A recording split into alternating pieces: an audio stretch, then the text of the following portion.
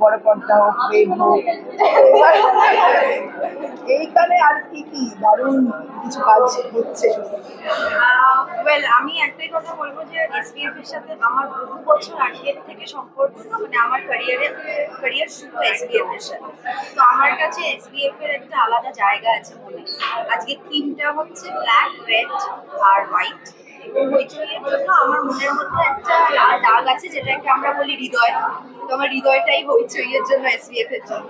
আর ছোটবেলায় আমরা যে বলতাম না, মারা ঠাকুমারা দিদারা বলতেন না যে এই ঠাকুমার ঝুলি খুলবে, প্রচুর নতুন নতুন গল্প বেরোবে, গল্প বেরোবে। তো সেরকমই প্রত্যেক বছর হইচই অ্যানাউন্সমেন্টে নতুনত্ব কিছু গল্প নিয়ে আসেন, তাদের নতুন প্রচেষ্টা। এবছর এক্সাইটমেন্টটা, ধামাকাটা 3 গুণ বেড়ে যাবে। কারণ কি, আমি শুনতে পাচ্ছি অ্যানাউন্সমেন্ট হয়ে যাচ্ছে, আমাকে ভেতরে ঢুকতে হবে। কারণ কি, এসবিএফ আর হইচই একসাথে।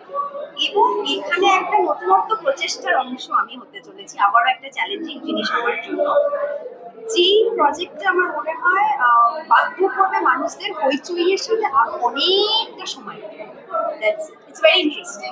Thank you.